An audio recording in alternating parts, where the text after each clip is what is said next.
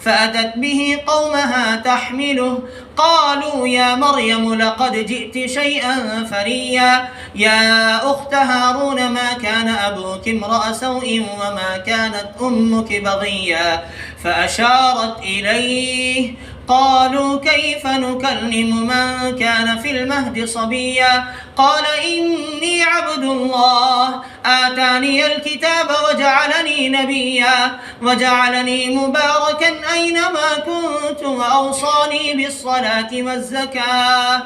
وأوصاني بالصلاة والزكاة ما دمت حيا وبرا بوالدتي ولم يجعلني جبارا شقيا والسلام علي يوم ولدت ويوم أموت ويوم أبعث حيا ذلك عيسى ابن مريم قول الحق الذي فيه يمترون ما كان لله أن يتخذ من ولد سبحانه إذا قضى أمرا فإنما يقول له كن فيكون وإن الله ربي وربكم فاعبدوه هذا صراط مستقيم فاختلف الأحزاب من بينهم فويل للذين كفروا من مشهد يوم عظيم أسمع بهم وأبصر يوم يأتوننا لكن الظالمون اليوم في ضلال مبين وأنذرهم يوم الحسرة